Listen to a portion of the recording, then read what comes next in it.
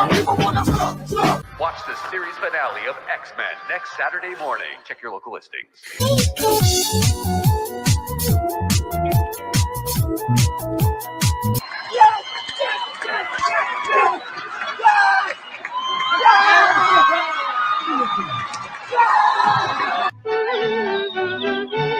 It won't take long when there's a song to help you set the pace. This is pathetic. Where we used to live. Why did you keep the mousetrap? So whistle while you work. Life could be worse. This is the worst. This is the worst. This is the worst. Mm-hmm. Yeah. And the Disney stock just keeps going down and down and down.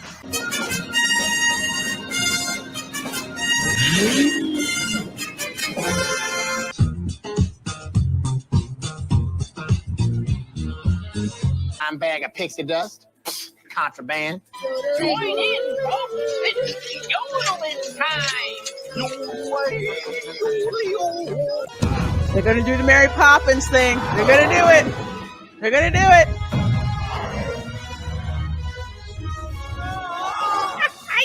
It's such fun to hum a happy working song. A happy working song. Magic mirror on the wall. The fairest one of all.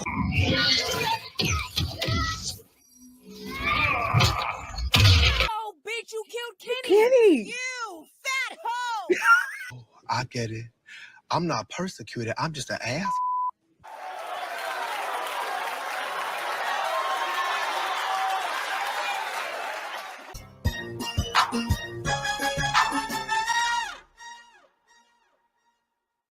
If you haven't subscribed to Lorraine yet and you're watching this, you suck. Well, hello, good evening, everyone, and welcome to my channel. I'm Reina Creole, of course, bringing you that spice to sci-fi and pop culture analysis here on the Spice Lounge, where we throw those hot takes, spicy conversations. I got some friends who drop in along the way, and we just shoot straight with you. And speaking of shooting straight, real spicy tonight, because we have got to talk about Hollywood losing its collective mind again because Trump won. Again, we've seen this movie before, and I want to say this is the rare case where the sequel is actually better than the first movie. The meltdowns are epic, and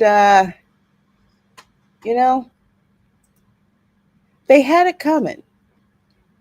They really did have it coming. I mean, how many times have you heard these Hollywood harlots telling us regular people how we're supposed to vote?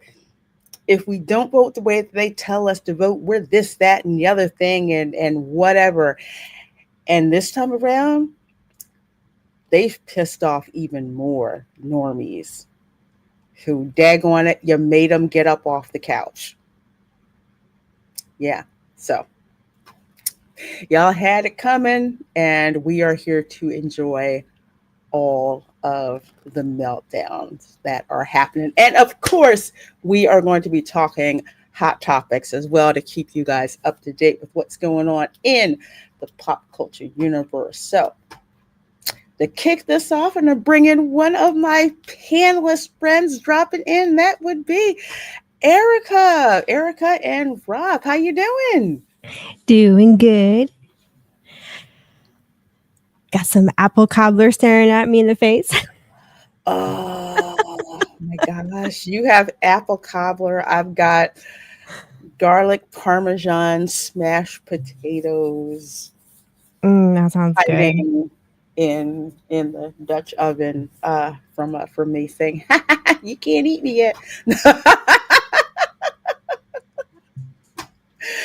Oh, well, glad you're here. What's going on? Shaking. Oh, just all the crazy stuff blown up on YouTube with the left going nuts. It's been really entertaining. Yeah, it's so entertaining. Just to see how creative people are with taking these meltdowns, which I'm just like, you know what? If you're going to put your meltdown out there in the interwebs, they're going to seize on it. That's kind of embarrassing. I don't know how people do that without looking back later and being like, oh gosh, I can't believe I humiliated myself like that publicly. Like I don't have it in me to know. That's what a bedroom is for and a door, you know? But that's because you have common sense. And most people are just like, I'm going to have a meltdown, but I don't want anybody really to witness this. Or if it is, it's a few people and it's not on social media out there for everybody to see. I honestly think people don't think when they do that. All they are stuck in their emotions and they have a hard time trying to regulate that stuff. But you know what? Since you couldn't regulate it, guess what? It's out there and it is providing so and it's free game for us much. to make fun of you. Oh yeah. And then when you're come from our family, like my dad always says, no one is exempt in this family from being made fun of. No, nobody gets a pass. I mean, might go a little bit gentle on you because there's only so much I can clown Meemaw with, but you're still gonna get it somehow. Well, there's 20 of you folks hanging in here with us. Welcome in, welcome in. Please do hit that like button. The Spice Lounge is open and in session. We've got, of course, Erica popped in. We've got Keely Chow who says, hey, everybody, roll tide, roll tide. Thanks so much for being one of my amazing mods along with Erica. We have got Marilyn M who says, hello, Lorena. Hi, everyone. Hello, my dear. Glad you are here. Terry Rose is here as well. Says, hello, friends. Hello, hello, hello. DJ Knight is here. Good to see you. And yes, as I said earlier, this will get spicy. Mods will be busy. Mm-hmm. I trust my mods implicitly. I'm still learning the game on that, on modding. It's one of those things that I have never learned how to do, but I've seen other people do it. So if I've seen people on other channels be mods, I'll like snap them up. Hey, you want to be a mod on my channel? And other people, I'm just like, you know what? Eventually they'll get it, but I'll trust them to have a wrench. So I'm sorry I couldn't help it. I had to have this like cobbler like now. Oh, go for it. The only reason I'm not eating it is because I have my Invisalign and I wanted a glass of wine. I was like, no, I can't do that. I gotta throw an Invisalign in. So I'm gonna have that tonight while I watch more meltdowns on YouTube from the election. Hey, Tom F. Good seeing you. We have got Barbie Cerna in the chat who says hi. She's saying hi to me. And I believe she's also saying hi to you as well. Good seeing you. Good seeing you. I wish Hollywood would just concentrate on entertaining. Yeah, a lot of people do too. But you know what? Some snotty ass writer from the Hollywood Reporter basically said, how dare you? Yeah, we're going to talk about that. See, I don't have a problem with people talking about what they should do. I got a problem when you're telling other people what they should be doing. Mm-hmm. And that's where you cross the freaking line. And yet again, this is what Hollywood is like. And I try to explain to people after having lived there for 5 long freaking years. Hollywood acts as if everything that they do, the whole world should want to take notice of. So if you happen to rip a fart at the Coffee Bean and Tea Leaf in Encino, that the whole world should want to know about it. We don't. And that is precisely how they think out there. It is one of these days, I'm going to have to tell the Hollywood stories to all my channel members and talk about all the brain dead Hollywood parties Oh, I would love to that hear have. some of those stories. Oh my gosh, they are. Hollywood. It looks better on TV, but then watch Entourage. It is so close to the truth. It's not even funny. Yes, it is. It totally freaking is. Totally is. Tom F says, "Pardon my English, but F those fools." No pardon necessary. No pardon necessary. Not on this Good stream. to see you, Emily. Nope. Nope. Besides, I know some people in Hollywood. You watch. You watch. I know you do. I know very few, and the ones that I know are sane. Mm-hmm. Yeah, there's a small, sane group of them. They're very few and far between. And usually those are the ones who have enough FU money that they're just like, can't really do nothing to them. Say what I want. Even had the Muslim leaders in New York saying vote for Trump to keep peace in the Middle East. Yeah. You know, I told Raph, when the Amish come out to vote, you know it's bad. Yes. Because they typically don't vote, right? That's right. I understand. No, they usually it's like they like to stay to themselves. When I lived in Pennsylvania for most of my life, whenever we would go out to Lancaster, you would go out there to basically go buy furniture from the Amish, baked goods from the Amish, but they pretty much had like their own farms. Go watch the movie Witness. It's actually really good. You'll get a good idea about that. Yeah, we had an Amish farm in Georgia, and I bought baked goods. Oh my gosh, it was the best donuts, cinnamon rolls, good hummingbird cake I've ever had. Shoe fly pie, everything, and like their handmade goods like tables, chairs, knickknacks, stuff like that. Everybody would buy. But it's like if you go to the Walmart or anywhere around there, you'll see like the buggies driving really slow and they have like the triangle on the back. Man, when you've got buggies flying Trump Vance I saw that flags. Okay, that it was over with Democrats because they do not like to get into quote unquote the affairs of the English. Right. Mm-hmm. Yep. Yeah. So big props to Scott Pressler. Well, they must have saw something that was going to affect their life for them to get out and vote. You know what I mean? Especially when it comes to regulation, because a lot of regulation threatens what they do, especially a lot of their, let's say, like products like sauerkraut, fresh butter, milk, stuff like that they've been producing for generations, right. And that people are used to getting for generations. So yeah, it's man, I love some of that butter. Oh, I don't really need butter in my diet, but oh gosh, Lord, oh God, it's so good. Hey, Dylan says, hey, Lorena. Hey, Erica. What's up, chat? Hey, good to see you. Yeah, Dylan, you know what's up with the Amish too, right? I know you do.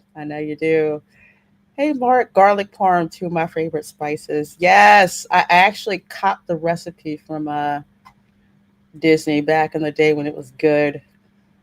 Chef Mickey, they had smashed garlic parm potatoes. I'm like, I have got to recreate this at home. It's so freaking good. I don't know if they serve it anymore or not. Hey, One Punch Man Tolkien fan, good to see you. Says hello, everyone. Hello, everyone. And so many. It's my first time making apple cobbler. Oh my gosh, this stuff is amazing. Is it good? I got it from the Hillbilly Kitchen YouTube channel. What kind of apples did you use? Well, I had so many Granny Smiths left over and we weren't eating them, so I made a massive like cobbler. And I mean, this cobbler is huge. My pan's like this deep and like that big. I'm gonna have to share it with our neighbors tomorrow. Granny Smith apples are so good, whether they're in salad, whether I use them to make apple pie. Well, I mixed 2 recipes actually. Grandma Opal's all recipes. I used that filling,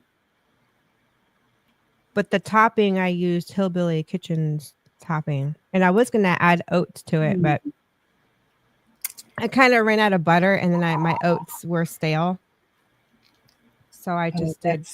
But it still came up. It's like a Dutch apple pie. That's what it tastes like. Oh my God, and that is my favorite apple pie in the world. Yeah, that's mine too. Mine and Christian. That oh my God. Dutch apple pie. I mean, regular apple pie. I'm like, yeah, I'll pass it by. But oh my God, that looks so good. That looks so freaking good. Oh my gosh. Whew. See, I have to make apple pie for Christmas. Although I saw a French apple cake, and I'm like, I may have to try and do that. Dylan says the shaved head against the patriarchy thing is such a silly move, especially for guys who are super turned on by short hair and shaved heads. Here's what I don't get: why the heck are you going to shave your head? No. It's not that was it B4 movement or something. Yeah, something like that. Is that what it's called? Yeah, I was watching videos on it. I'm like, so that's what that is. And women are going crazy cutting their hair. I mean, just taking scissors and just doing this. Yeah. Or you shaving their heads. And I'm like, why would you do that to your own hair? Like, what are you accomplishing? I don't get it. What's the end result? What, I don't know. To get it on social media and say they did it, and then a couple weeks later they're going to blame the patriarchy for making them do it, or some dumb crap. I mean, I didn't vote for Biden, but you didn't see me become unhinged like that when they announced he was president. I mean, come on, have some self-respect, some self-dignity. I mean, you want to think about shaving your head? You know what? Buy yourself a skull cap and put it on. And see what you look like with no hair. You probably would want to think twice about that. Hey, Arlene Napo says, LOL, thanks, Reina Creole. Now my brain is singing Cell Block Tango from Chicago. He had it coming. He had it Yes, that. You understood that reference. Yes. Yes, that is my favorite song in Chicago. Cell Block Tango. I freaking love it. Love it. Love it. Love it. Hey, CJ says people don't understand that the internet is forever. No. Exactly. Once you put it out there, and even if you take it down and you don't really ever delete it, it's just hidden. And stuff can resurface at any point. Yeah, that's why some of you youngsters putting all kinds of stuff out there on the internet. And you go for a job and they're like, this you? What's this? This you? Oh, shit. I almost dropped Oh my gosh, I can't imagine some kids trying to get young kids trying to get a security clearance, and they're just like, this you? Oh man. I never even thought about that. The men in black showing up at your door. I just remember here's the speech. You probably experimented in college with weed. It wasn't right then, and it's definitely not right now. We just want to have that discussion with you. Yes, this is what we're talking about. This is what we're talking about. I don't know who it is. This is akin to setting a jersey, not as permanent as setting a jersey on fire, but it's just like, who are you trying to impress, really? You think Kamala's going to come down to your house and give you props or something? I don't get it. What, they think if they just throw a big enough fit, they're going to flip the vote just for them? Oh, yeah. Oh no, it's okay. It's okay. Trump's out and your girl is in. Like, it doesn't work that way. Yeah. You don't throw a fit until you get what you want. This isn't, you're not 2 years old, No. But that's exactly how they think. It's like, if I do big enough of a tantrum and get enough attention, my reality is going to change. The reality is you're going to be bald. Okay. You're going to be Can bald you and ridiculed. imagine these people's parents? I mean, think about that for a second. If that were my kid acting like a fool like that, you don't want to know what I would do. I have heard some parents were just like, "Why did I taught her better than that?" I said, "Yes, I know I you would did." be utterly humiliated if my kids Mhm. acted like that. I'd be like, you were not raised that Mhm. way. You shaved all your head off. You know I did not raise you that way. And now you look like a fool, don't you? Don't you? And I didn't raise you to act like a fool on camera and put it out for the whole dang world to see. Even worse. Like, is this your kid? Oh, no. No, I burned the birth certificate. That is not my kid. Hey, Dance Life at the Kingdom. Erica and Lorena, good evening. Just got back from Universal, saw the movie Parade. This is the last week. Oh, shoot. Okay, I got to go see it. Anyway, do we have any updates on celebrities leaving America? Ha ha. Please do, and take your voting habits with you. I know, exactly. You know what? It's like, let the doorknob hit you in the ass on the way out. Supposedly, America Ferrara is moving to the UK, supposedly, but will have a presence in the US, just for. Please do. And then you'll see just how, Exactly. shitty things are there. Uh-huh. There is no free speech over there. There's some crazy ass shit going on over there. There is no free speech in the UK. Okay. The authorities showing up at people's houses for displaying the British social media flag. posts. Yes. I'm like, what? I don't get it. I don't. But you know what? You're gonna mess around and find out that the grass you think is greener over there, not greener. Freaking Punk for $2. Thank you so much, my dear, for that super chat. I appreciate that so very much. So for that, I definitely have to give you a Lester's Possum Park clip. This is pathetic. Join in, folks. It's yodeling time. Here at Lester's. Elephant green screen effect. I just had to freaking do that. Thank you, freaking Pumpson. Just dropped in to say hello. Say to everyone, oh, Canada. That's all I know. The one from the I can't talk. Canadian Pavilion at Epcot, that song? Yes. Yeah. Mm-hmm. I got the tune in my head, but the words are kind of a blur. Yeah, I just know the tune, and that's it. That's all I know. Hey, Kiss My Grits for more 99 says Trump just announced that both Elon and Vivek will lead the Department of Government Efficiency. DC is about to be. Ooh, hang on a second. I gotta tell Raph that. We got news. Did you hear that Trump announced both Elon and Vivek will lead the Department of Government Efficiency? Did you hear that? No, not. So what's Vivek going to do?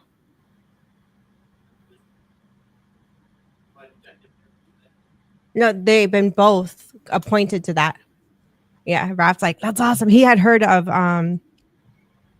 Elon, but I think he missed the part where Vivek was in on that. Yeah, I didn't hear about Vivek. I've got my issues with him, but I think that would actually be a good spot to put him. Although I am more interested in finding out who's going to head the Department of Education so they can gut the hell out of it.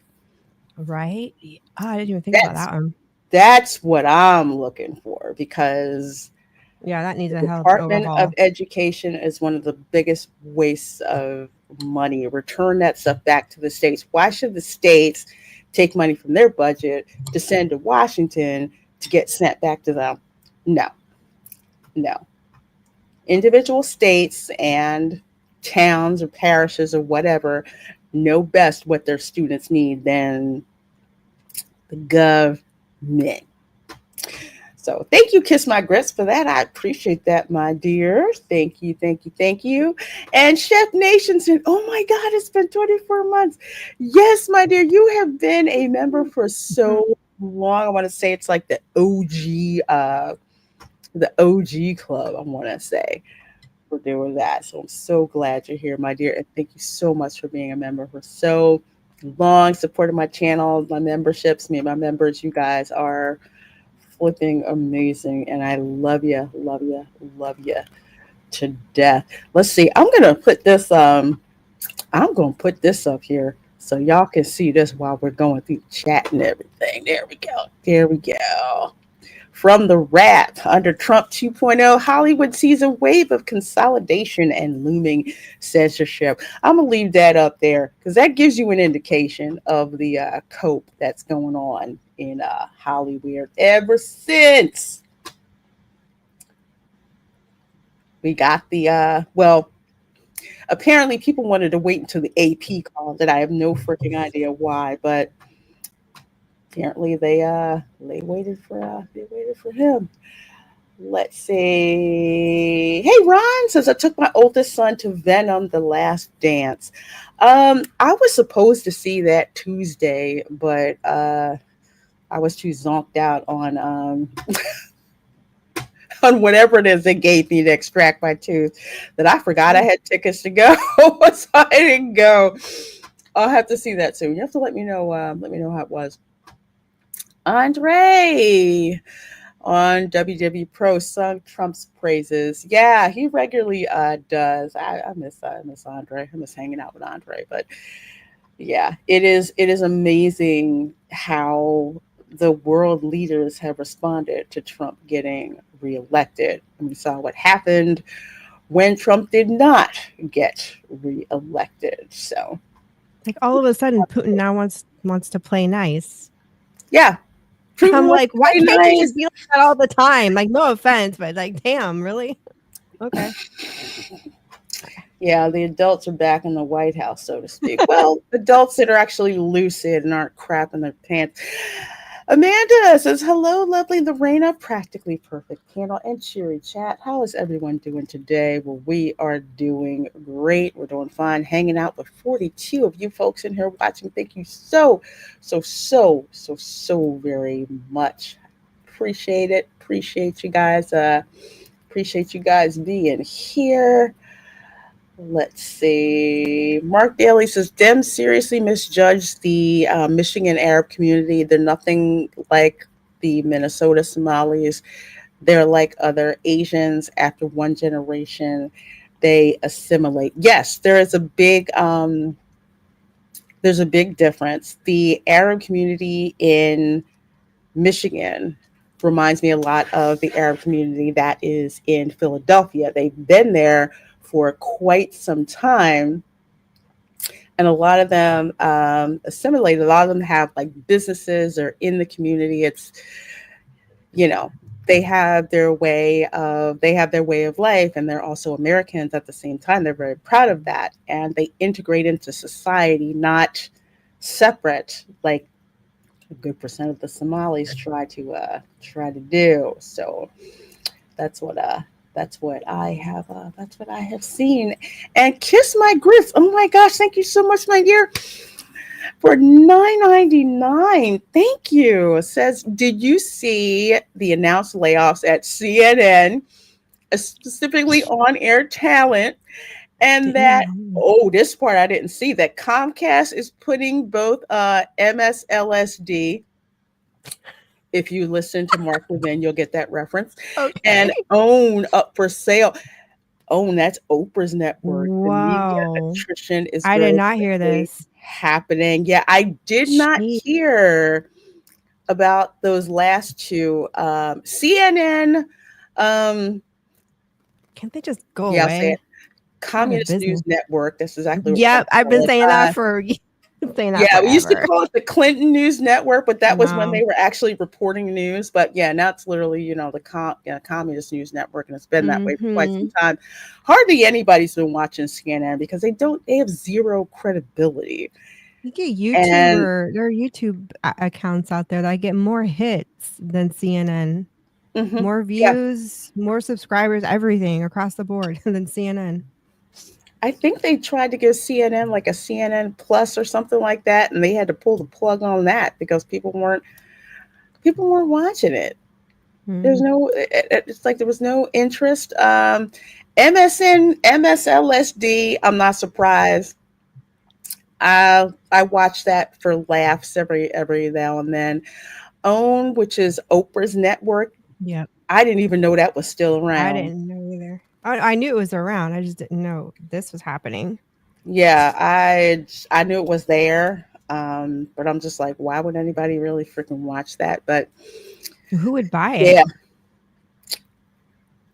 You know what? Don't be surprised. Anybody actually want that? Don't be surprised if someone snatches it up and changes it, then changes it. Okay, I'd be good with that. Just Because changing it's to something more new. about it's more about the network, that particular network, and that network's assets. So I can kind of see that. Not that Comcast is hurting for money, because Disney still has to pay for Hulu. Sorry. We didn't forget about that. Thank you, Kiss My Grits. I appreciate the support. Thank you so much. You guys are flipping amazing. Let's see. I love this community. It's like a little family. We really are. Yeah, I love that. We just like to hang out, have fun, laugh. I mean, regardless of what side of the aisle that you're on. Just good people hanging out. Yeah, just good peeps hanging out, laughing, making each other hungry, stuff like that. I haven't heard this. This is Dance new. Life at the Kingdom, $1.99. Thank you so much, my dear. I heard The View is going to get canned as well. I won't believe it till I see it. Speaking of The View, I feel like it's just one of those shows that's just insufferably always going to be around. The View, okay, well, number one, that's Disney, so I would not be surprised. Let's play this gem. Oh gosh, I heard this woman earlier today. I want to shake one of her. the biggest pendejas I've ever ran into. Yeah, every time she talks, fire shoots out of my freaking eyes. If you're gonna play the clip, I think you are. I went off like a bomb earlier on Raf with her. Oh, just play it so I can because I'm about to lose my shit. A little bit of background. I believe she is from El Salvador. I don't care where she's from. Oh no, it doesn't matter. But was saying earlier. Oh yeah, I know. Just to give folks a little bit of, and there's a reason why I'm gonna go refer back to this of what I'm saying. Just take note of where she's from. I'm gonna revisit this in a little bit, but look, Donald Trump won the electoral vote. He won. He's gonna win the House. He won the Senate. For all effects and purposes, he's got the Supreme Court. They've given him immunity. This is what the country voted for. What immunity? Yeah. What does immunity have to do with the Supreme Court? That doesn't make any sense. That makes zero sense. Mm-hmm. There's still checks and balances that happen, and the Supreme Court has no jurisdiction right now over the cases in New York. It's a red herring, but it's just like This is what they do. Okay. And there's no one on this panel to push back and challenge her on that BS. So your low information voters who watch this show, and I lose brain cells every time, and I have to I can't read something. I can't watch this show. I think I was watching the Hodge twins. That's where I got this. I love those guys. Oh man. Oh my God, I love the Hodge twins. Oh I know, I love those guys. They're freaking awesome. Oh my gosh, they kill me. They absolutely kill me. It's just, you have these trained seals in the audience, like, yes. I love Lucy when you say that. Heifers talk.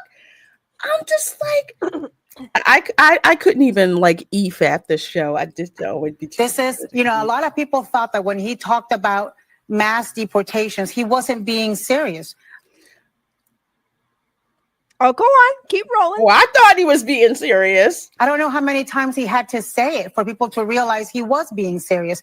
Well, if you thought he wasn't being serious, the appointment of Tom Homan today as border czar, and he will be in charge of a mass deportation program, the largest the country has ever seen, they say. And now Stephen Miller, as deputy chief of staff, should let you know that he was absolutely serious. And well, that's what we voted for. Yeah. Okay. Let her get to her. Oh, wait till she gets to that part where I'm really going to go off. It's going to be part 2 of what happened earlier tonight when I was watching this. Oh, I know. I'm going to get to that, but I'm just going to say again, going to pee on your leg and tell you it's raining, as if we didn't know what we were voting for. You cute little dog. You poor thing. You didn't know what you were voting for. Heifer, we knew exactly what we were voting for, especially when it comes to illegal immigration. But we shall proceed. When you talk about mass deportations, people think, oh, it's just going to be the criminals. There's not enough criminals, aliens in the federal prison system for it to be mass deportations. Heifer, do you know what illegal means? Okay. Yeah, so one thing she leaves out the entire time she's talking out of her ass. Completely not making that distinction between legal and illegal. And I can't wait. I'm waiting for that one part. I will have a follow-up. Here we go. What it means is grandmothers. What it means is brothers and aunts. Yep. What it means is abuelos y abuelas. It means dreamers. It means your family members. It means your colleagues. It means your friends. It means people who are part of the society. And look, America, those of you who voted for Trump, this is what you wanted. This is what you voted for. You screwed around and you're about to find out. I'll let you go, Erica. This bitch, let me tell you. Oh my God. My family came over here legally. So I don't know who you're addressing, but you don't speak for my family. And it's a whole fucking generation of us. I'm first born on American soil. We knew what we were voting for. And like hell, we're voting for something to go back to where we came from. And nothing's ever good enough. I'm probably getting ahead of myself here on what she's about to say because I saw the clip earlier from the Hodge twins and, at least the families will be together. Yeah, well, it's better than the alternative, which you would bitch about that too. But the point is they came here illegally. And that's all she keeps pushing and pushing and pushing. And it's like, well, what about all the rest of us and our parents and grandparents before us that came here legally? What about us?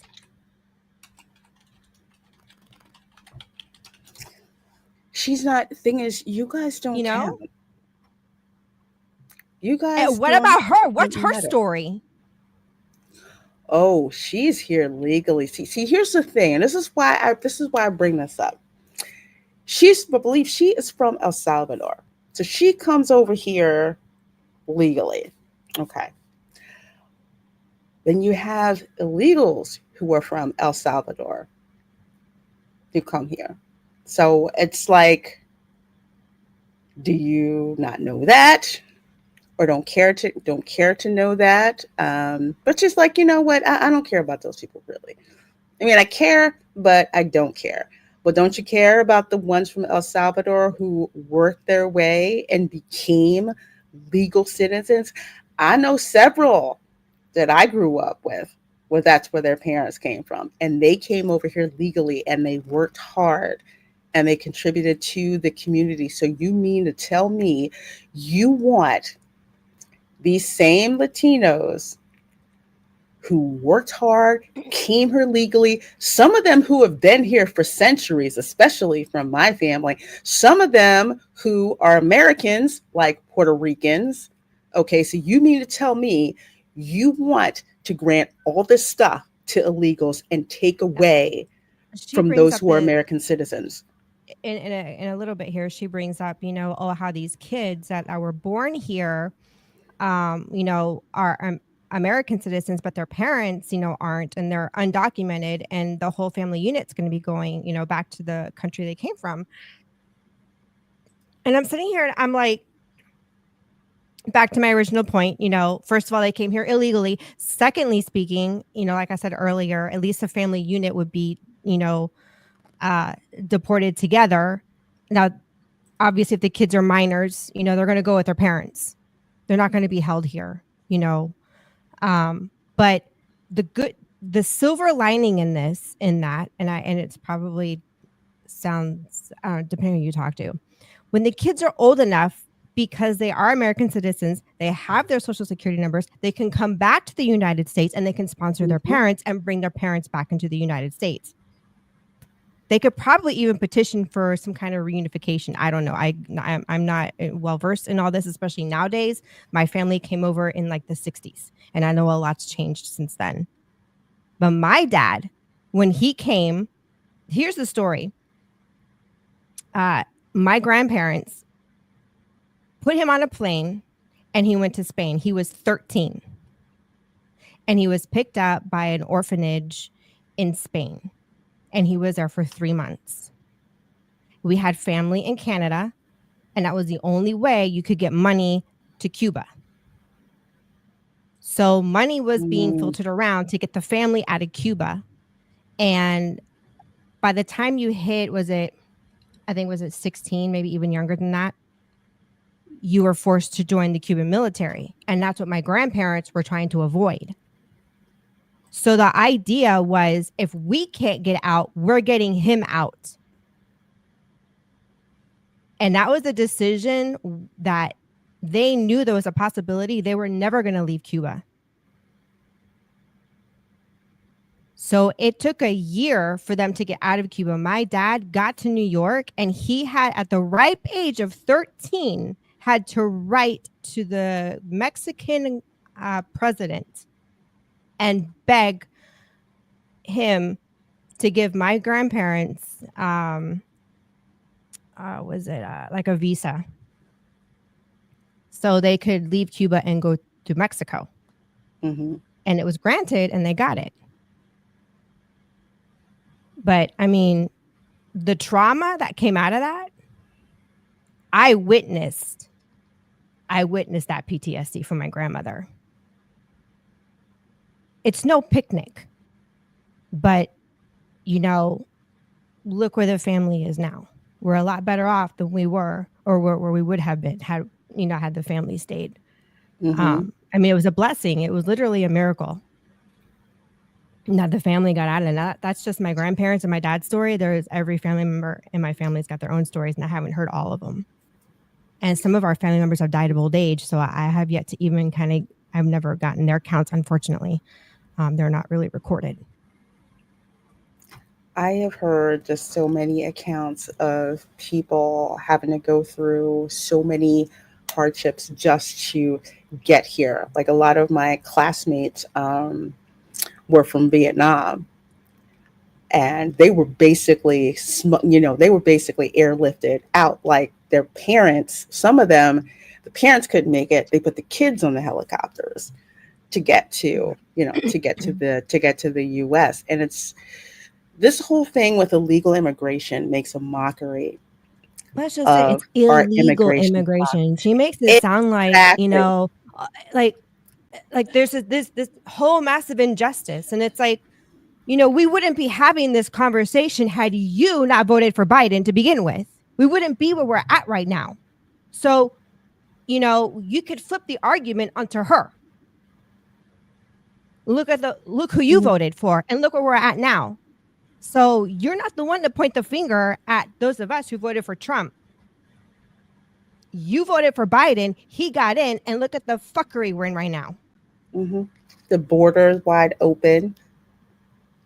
The sanctuary going on in Aurora, Colorado, with the Venezuelan gang. You have Trendagua taking over, and if it wasn't for that one brave citizen journalist who went in there and uncovered that, no one would have heard anything about it. But this goes back to the word games that these people play, that Ana Navarro plays. And people are again, she doesn't make the distinction. Yeah, she doesn't make the distinction between legal and illegal. And then she makes the emotional, this is the emotional blackmail.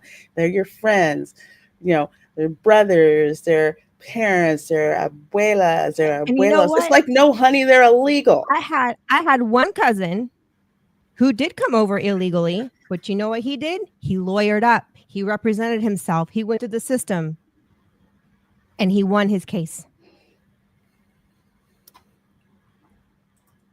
Figure it out. My family did. Yeah. Figure it out. Do it legally. There are ways. Yes, there are ways, and there's ways that it's been that way for the longest time.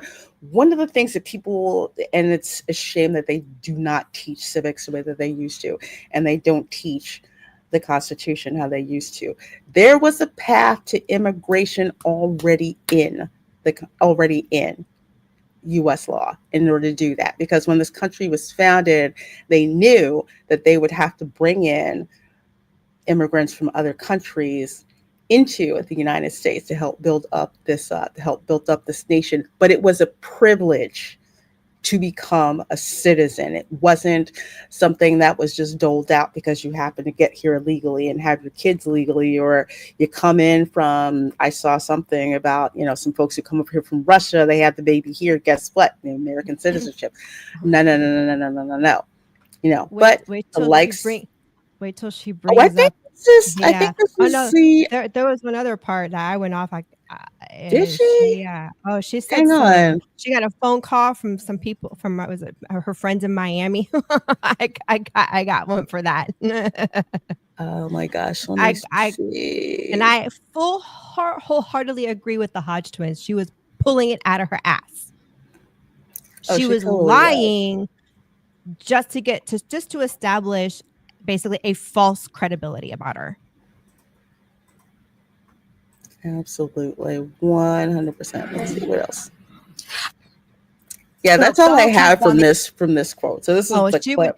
She went on to say about how she was getting phone calls from friends in Miami, and how all of a sudden it's hit them, well, now what's going to happen to my nannies who are undocumented? And I'm sitting here and I'm like, name me one Cuban family who has a nanny. No. There's a difference between a nanny and someone who comes in to clean your house maybe once a week. But culturally speaking, we do not allow other people to raise our children. No. The only place I've seen that is California. And I know a lot of Cubans. I'm just like, I'm sorry. Your friend said what? And if you're in Miami, you can most likely afford to hire almost anyone. Like I'm sorry. It's so, oh my gosh. That's as bad. That's as bad as putting your parent or your grandparent in a nursing home. You don't do that in most Hispanic families. That's culturally taboo. It's no different when it comes to your kids. And you know what? Guess what? They can go to daycare. If you need someone to watch your kids while you're at work, that's what daycare is for, or preschool. So what she's saying does not line up whatsoever, A, with common sense, and B, culturally speaking, because Miami is like, it is little Havana for a reason. Yes. And that's like what I'm used to, and friends that I know from there, and my relatives who live there, as well. I think, again, this also brings up another point. And the left has done this with Black people, and they do it with Latinos. They think all of you are the same. And I don't know who she's trying to convince in Miami. Everybody voted for Trump down there. Exactly. I don't know who are you trying to pander to. Let me remind this, pendeja, that you can't lie to us. It is just a mess. I'm just like, a lady, Miami-Dade flipped red for the first time, and I don't know how long. Anyway, 91 LSXRS, thank you so much for that $10 super chat, my dear. It says Dana White is buying OWN and turning it into monster trucks in Florida. Is he? It wouldn't surprise me, but I'm just saying. More than likely, someone would do that. Heck, bring back Spike TV. I loved watching that. That was Spike TV. That was cool. I like that. They had all kinds of like real man stuff going on there. Yeah. So thank you for that super chat. Oh my gosh, 41 of you folks in here. And let's forget hot topics. This is the hot topic. So this is the article from Variety, and Chris Willman, don't harass him on X, but I would say go read what he posts on X. And what this pretty much is, you plebes out there, and I read this. You lefties who will not fall in line.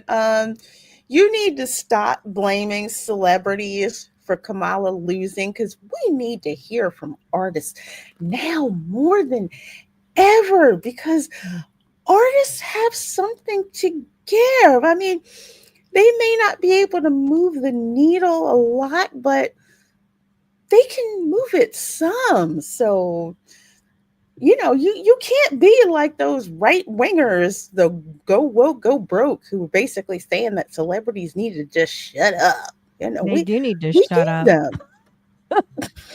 I'm sorry. You were 100. Goofar 35, Variety, The Wrap, Hollywood Reporter, Deadline, all of them. They have, you know what? They have not.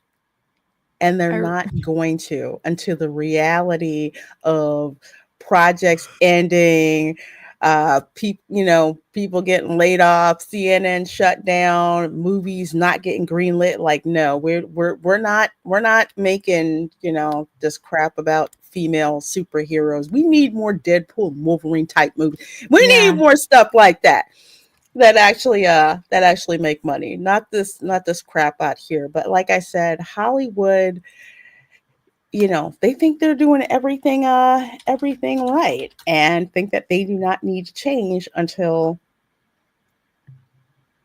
the money gets full. And then it's like, okay, yeah, we'll pretty much do that. We'll do that for you. Well, Ron is backstage. Hey, Ron, how you doing? Good. Can you hear me okay? Mm-hmm. Yeah, we can hear you okay. Okay. Go right ahead. Did I miss out on the illegal immigration story? Because I have a lot Well, we just wrapped up on it, but go ahead and give your thoughts. Well, I'm married to a Venezuelan woman who is a legal immigrant. She legally immigrated here, and all the things that whoever that person was on The View was saying, she doesn't know what she's talking about, or she was purposefully misleading, because over the last several years we have had quite a bit of family immigrate from Venezuela. So I have nieces that are working here legally now, nephews working here legally. And let me tell you, it is thousands and thousands and thousands of dollars that we spent, to get my mother-in-law legal. It costs money. It does cost money. Yeah, I've heard it's expensive. It's not cheap. Yeah. And so we had, well, you'll know, Lorena, we went with Martino Manglardi. They helped us out, that law firm. And yeah, you go through the lawyers, you do it the correct. Obviously, my mother-in-law is not an American citizen yet, but my wife became an American citizen in 2009 after arriving here legally in the United States with a proper visa and everything else from Venezuela in 2003. So it took her almost 7 years from the time she got here to get American citizenship. But she's now an American citizen. I'll give you 2 guesses as to who my wife voted for, but the first one doesn't count.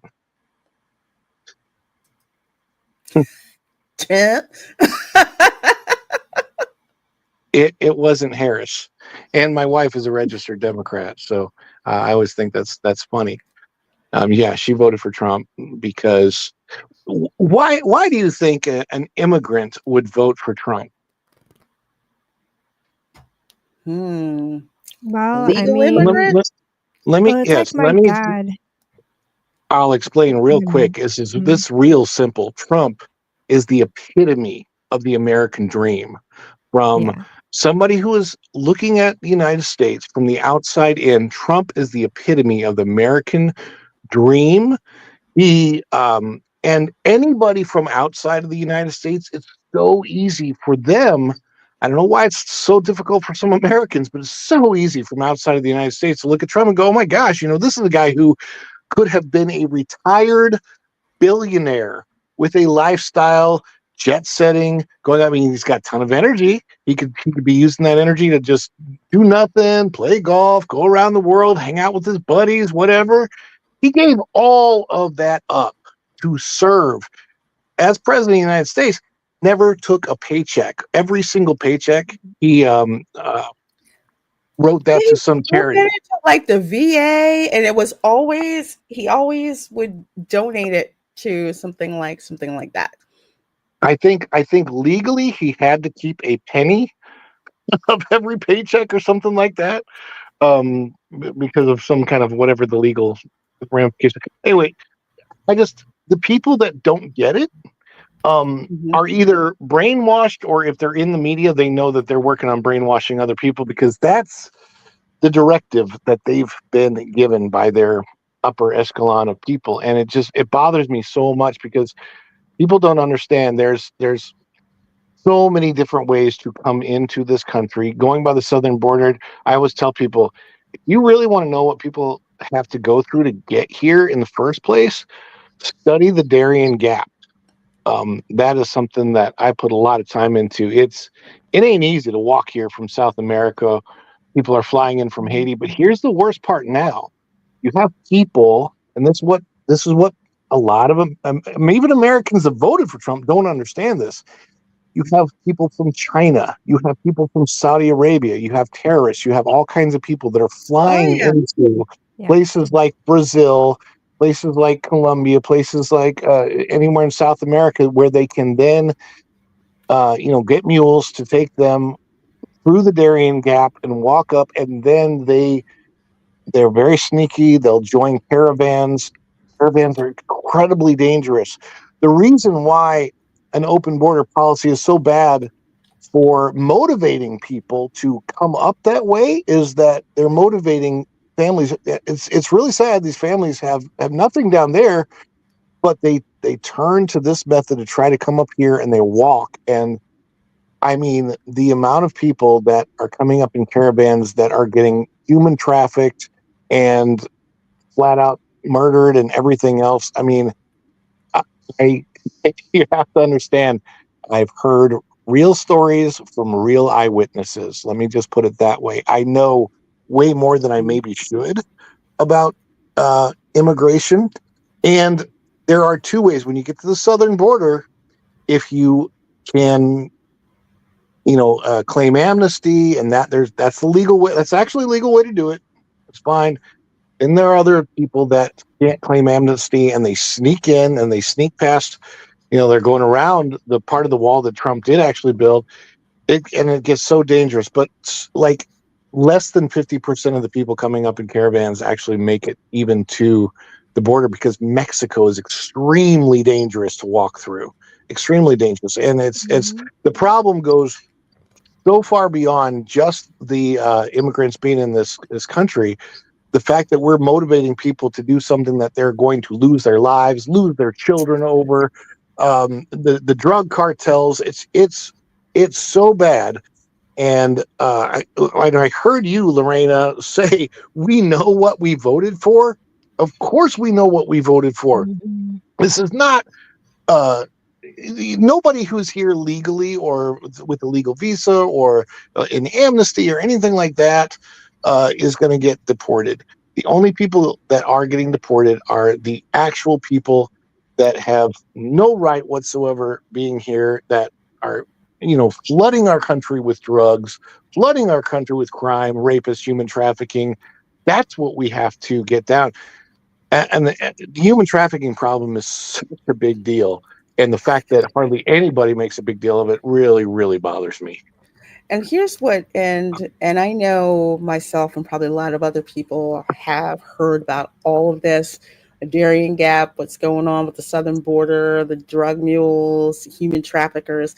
Breitbart, Texas has done a great job of documenting all of that. And there are a couple of podcasters that I've been following for a couple of years, some of them who actually live in Mexico, who were documenting what was going on, especially southern Mexico, bordering Central America.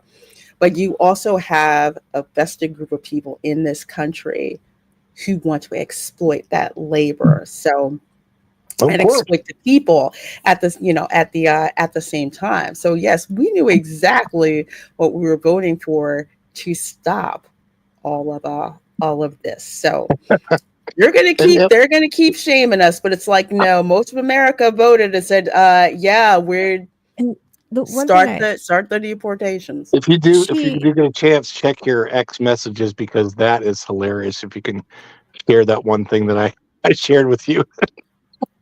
It's the same subject, but it's a guy making fun of the whole thing, and it's pretty funny.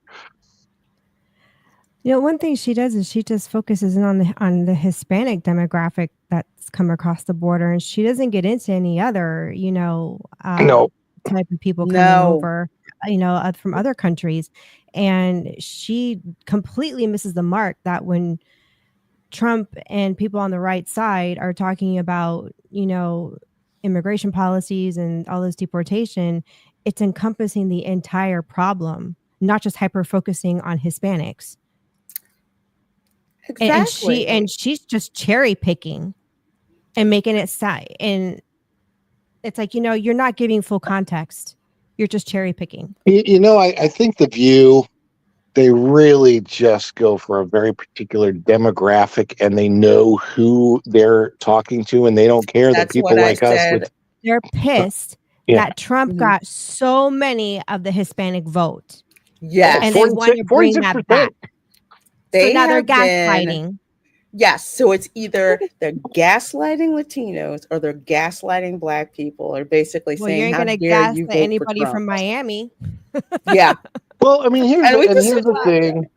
Like, generally speaking, Latino people are far more conservative, far more traditional They really, I mean, even their language, obviously, the traditional ones hate when they hear the term Latinx. I mean, they hate it. They're like, what on God's green earth? That is such an insult to most Latino people to hear the term Latinx. They're like, what the F is that? What is right? that? So because the roles of male and female, they're considered equal people, but with roles that complement each other. I always say that it's like, two puzzle pieces that come together to make the perfect puzzle.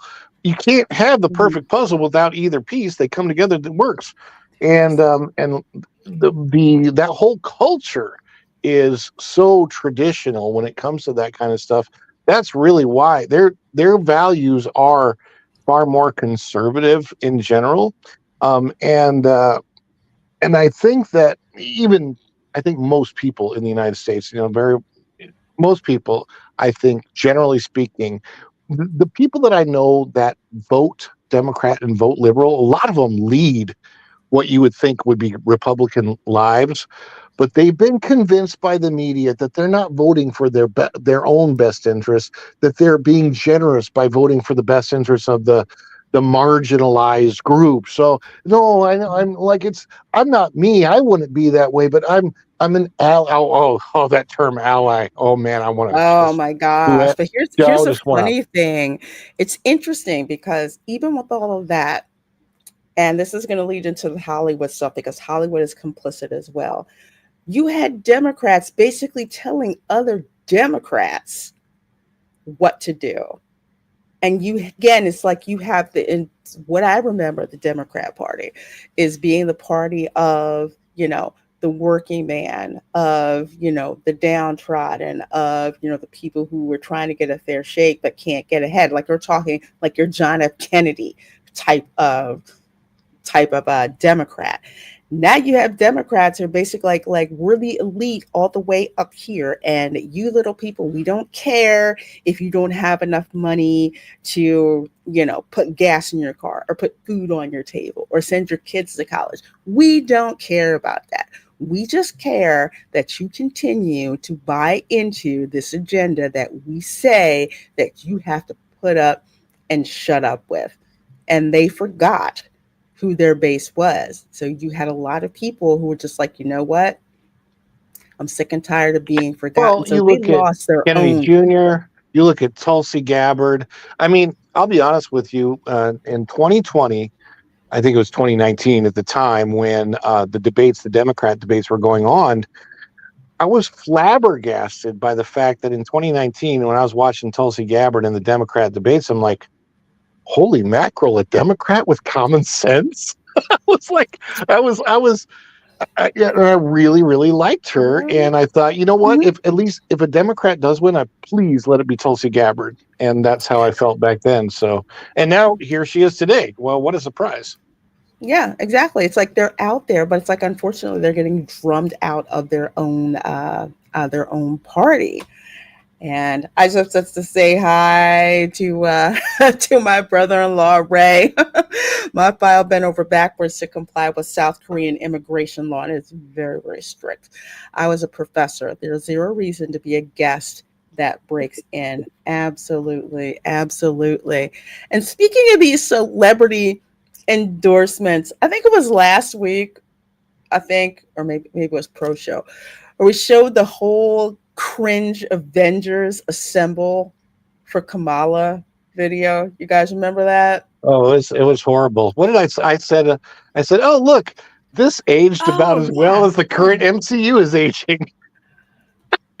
They were like on a Zoom call or something? Yeah, it was awful. Yeah, it was something just absolutely freaking. Well, and what were they? Cringe. Down with democracy. Down with democracy. Yeah, down with democracy. Funny. And like, do you hear yourself? Exactly. It's like, do you hear yourself talking about this whole down? Yeah, down with democracy. Yeah, we're gonna be with with Kamala. She's, we need to give Kamala a catchphrase. Like we give a crap what these people. When Chris Evans said that his his Captain America line is like, I could do this all day. I'm like, what the heck would he be talking about if it was Kamala saying that? What, cackle all day? What would what would it be? I don't know. The whole I can geeks for cackle all day. Kamala. I mean, that was so darn lame. But I'm gonna read off what this guy Cringe. It's so cringe. But I'm trying to find where. Oh my gosh, where he said Bruce this is Springsteen, this is Beyonce. like the biggest just spurge out that I've ever Oh, freaking there's Miss Walden. But yeah, so it's like if you at least listen to some of the punditry coming from conservatives and even from some Democratic operatives eager to find some celebs to push in the middle of their circular firing squad.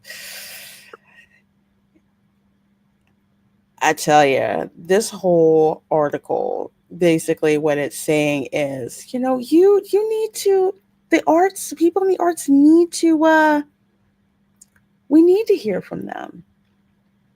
No, we don't. We need them. It's like the needle won't move. I can't, and he's still going. They can entertain while still keeping their mouths shut. Exactly. I mean, remember back in the day when you knew there were certain actors who had leftist leanings, but they weren't trashing you? Yeah, exactly. I mean, they talk about, if they did talk about it, like, I'm going to vote for such and such and so and so. I think they're the best person for the job, blah, blah, blah. This is why I'm voting this way. But, everybody should go out and get to, go out and vote. Not like that Avengers video basically telling all of us we need to vote for Kamala Harris. You need to vote for Kamala Harris. No, we don't need to be told who to vote for. At least of all, by any I'm Hollywood. fully capable of doing my own research and coming to my own decisions in my own life. Something else. But this line here, whether celebrities budged any significant needles, this election is hard to quantify, but it's wrong to discount it. So, okay, so it's hard to put a number on celebrity endorsements actually doing something, but you can't discount it because of that. The math ain't mathing for you either. No, math ain't mathing. And dude is reaching. He's so reaching about this. So the whole spurge out in a nutshell is, don't blame Kamala for hollowing out celebrities. They can't fix everything, but they can at least help a little bit. So we should be able to still hear from them, right? We knew they weren't going to fix anything. That's why we didn't vote for their candidate. I'm trying to figure out the part of the article that says we need to hear from artists now more than ever. I don't get why that would be. Does he even say why? Does he explain in the article why we need to hear more from? Or is he just like this word salad roundabout doesn't even explain why?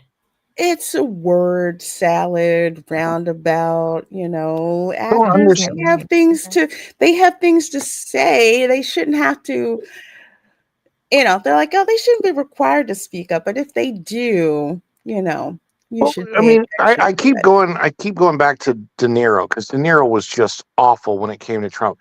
I can tell that something. Donald Trump clearly had something on Robert De Niro, or they've just had personal issues in the past that had nothing to do with politics. There's something going on there.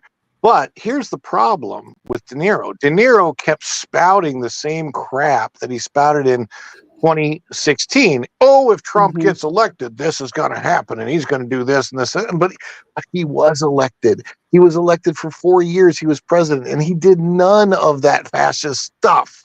He proved then and now, I mean, think about this. He is now 8 years older than he was when he first assumed the presidency, which means he's, let's be honest, that much closer to the end of his own life. He's not gonna want to stay. So, like, it's just the idea that he could be that And what word gets that me they is all call. these people becoming unhinged over like the stuff that they say when they're screaming and crying in these like TikTok videos. Oh my And these little Those are fun. like these short videos. And I'm like, he's already been president for 4 years. Like, where's your common sense? Where is your logic? And in those 4 years, from if I recall correctly, he completely disbanded ISIS, got rid of them, terror camps. He was the one who originally arranged for the timeline for the pullout of Afghanistan, and under his presidency, it would have been done correctly instead of the crap show that we got under Biden. And no foreign wars were started when President Trump was president. I mean, I don't know. I honestly don't know how he pulled it off, but under him, foreign policy was kind of amazing. And the military was great.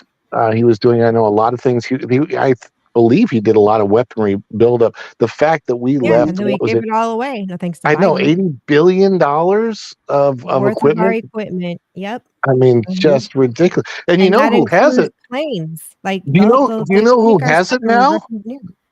The 10 rings, and that's bad. Oh yeah. Especially since the 10 Rings is actually led by Shang-Chi's sister now. So I just guys, it's just disgusting. I got to riff off about Afghanistan for a little bit, because your girl, one of the best jobs that I had was when I was working in intelligence, basically solutions for the warfighters in able to do their job and to keep them safe. And to see what happened with how we left Afghanistan was freaking disrespectful to how much blood and treasure that we spent over there. And Biden's just like, okay, we're just going to leave Americans there. My head will start spinning. And give some of our best equipment that we have ever had, and we just gave it to our enemies. Just gave it. Then now we have to go back to the drawing board, and figure out how to rebuild that equipment and make it even better, because you're essentially have given, our weapons away, and they can be used against us. Exactly. And so can you imagine how some agencies have been busy for the last how many years and are going to be very busy in the next 4 years? It's just having to replace all that stuff and then have to make it even better. But yeah, all these performers, that were there. Beyonce didn't even perform. Megan Thee Stallion couldn't even have a thought off the top of her head. She had to have somebody bring her her phone to help her out with. It's like, if we bring these celebrities out here, they'll vote for Kamala because of the celebrities. It's like, why do we care about celebrities when most of us are out here trying to make life happen and try to keep, what do they little have to people do? alive? Yeah, what do they have to do with, creating laws and enforcing laws and government, economics? I mean, nothing. Nothing. And it's like I said on the pro show, no, we don't. If you are following and making your decisions from celebrities when it comes to this kind of stuff, that is sheer stupidity right there. That is the beyond the definition of stupidity and ignorance. Mm-hmm. And someone had asked about Hollywood. Will Hollywood ever learn? It's like, no, they haven't learned from the pandemic. You know who the heroes of the pandemic were besides, the doctors and the nurses? Truckers. Yeah. Oh, Okay. People found out real quick. It's just like, oh, we're at home. We don't have to go watch another trash movie. We'll just sit here and scream and watch the old stuff and enjoy it. And celebrities really didn't freaking matter. And I think these celebrities have forgotten. They think Americans have short memories, and that's true. Some Americans have the attention span of a goldfish. However, a lot of us still remember what happened with the pandemic and Hollywood celebrities telling us we had to mask up and do X, Y, and Z. Americans don't like being told what to do. You can suggest something, but there's a very unique, I don't know, DNA marker, so to speak, of Americans and those who aspire to become Americans.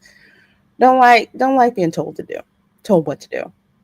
Don't like being told how we should act, how we should behave, what we should do. You know, and then to be told that we're, like you said earlier, and then to call us, resort to name calling if we don't follow through with what you're telling us we should do. You know, exactly. there is absolutely no sense of, you know, agreeing to disagree. You know, opinions are just that, opinions. It is a very like, no, you are just this, and this if you don't. And that's, you know, that's like judgment. You're basically judging. People don't like to feel like they're being judged. No. And that And was basically it. You vote for Trump, you're fascist, you're this, you're anti-trans, you're X, Y, and Z, you're what had me cracking up was when they had some people out on Twitter saying, "Oh, Trump's gonna win. He's gonna throw gay people in concentration did camps." you hear And the you had some train? gay people posted on X saying, "We're chilling here with our guns and everything. When is the train coming to pick My Did you hear God. the lady that went? She went and got, was it, she made her appointment to get her tubes tied because, you know, this may be the only time that she gets to make her own decisions before it's Yeah. taken away from her. And I sat there and I was just like, I'm just trying to wrap my head around what she's saying. And this is earlier tonight, we were watching like those freak out videos, and I was just like, what are you watching? I'm like, I what? mean, for all the good it's going to do her, it's just like, all these women, and I'm not single anymore. I'm a happily married guy, so it doesn't really matter. But I'm thinking, what a great signal it is to men to know, hey, I want nothing to do with you, because it's thank you for letting us know ahead of time that there would be a problem going into this situation, because as men we like that a lot. You're crazy, I'm going to stay away from you, thank you. It's just between that and the ones who are saying, I have less rights. I have less rights as a woman. I'm like, heifer, please, what rights do you not have? I mean, compared to, like, say, a third world country in the Middle East, all right? Yeah, What rights right. do you not have? There's women over there who, threaten with death if they go to school, things like that. What rights in America do you not have because you're a woman? And they will not answer that question. That's usually when they go off and their head starts Well, spinning. because women don't want to say, well, I no longer have the right to execute my own child. That women don't want to say Yes, that, but and they won't say that's that. the truth. Yeah, and They won't even say then that. they're getting it all wrong, because even on the Republican side, yeah, they tout that they are, you know, pro-life, but it's not the extreme pro-life, you know, that most of the pro-life movement would want. You That's know, true. in all reality, the Republican Party is about heavily regulating abortions. It's Yeah. not really pro-life to the point of, you know, natural conception to natural death, you know, like how we're essentially taught, you know, in some faith groups. But if you really pay attention and have been for years, they're actually pro-choice, just in a very different way than the extreme left. You know, it's so what you're voting for is either having it regulated or having it to where you can literally have a child in your 9th month. And even if it's a botched abortion, there's no life-saving measures for that child outside of the womb. That is just murder at that point. And I'm sorry, but if you're woman enough to have sex, get pregnant, and go through a pregnancy up to 30 some odd weeks, you are woman enough to have it, raise it, or give it up for adoption. Exactly. Because you are not evading labor and delivery. You are not evading your body going through labor and delivery, regardless.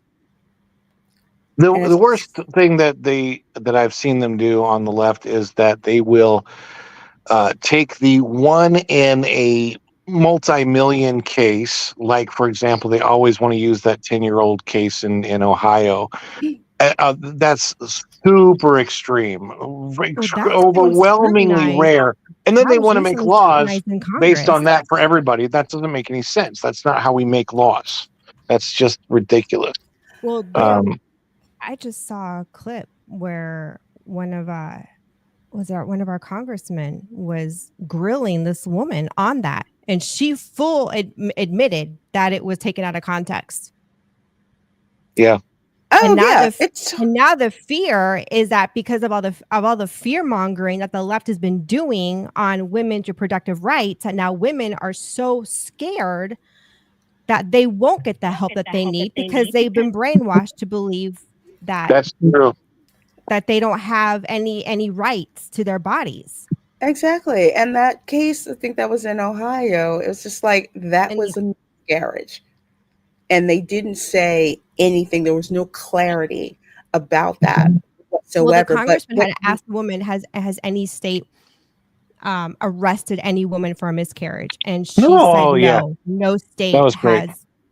No state has. That has never happened. And so he was basically coming in to correct, to put it on the record, because women are panicked. Well, some women, I'm not saying all of them, but the ones that are falling for this shit, are legitimately in fear that they have no rights to their own health care. And it's a bunch of shit. It's totally a bunch of crap. And a lot of it's fear mongering. But when it comes down to it, you have got a group of people who refuse to admit that they do not want to be held responsible for their own choices, and they want to use abortion as birth control. That is a fact, but you will not get them. It is a fact. What's really sad is that they women particularly really underestimate that process of going through an abortion, because at the end of the day, when you wake up every morning, there is no such thing as erasing what happened, erasing the fact that you got pregnant. And they try to make it not the same ever again. You're really not. No, they try to make it seem like it's something that's just, you just blink and you miss it. It's like, no. That's not what it is about at all. When you've taken a human life, you've taken a human life. That's it. That's exactly it. And there's a lot of other consequences I don't think about, the emotional consequences, and then the medical consequences that have happened to women, and they just think you're just erasing this, quote mistake. Oh, I made a mistake. I shouldn't sleep with that guy. You're not erasing any of that. You're not erasing that you still got pregnant. So even if you go through with the abortion, when you walk out of the clinic, you're walking out of that clinic with baggage, medical and psychological baggage. Absolutely. Well, let's move on over here to the Saturday Night Live cast members. I don't remember when this show, the last time the sucker was funny, but I just We getting claimed all over the place. I don't even care.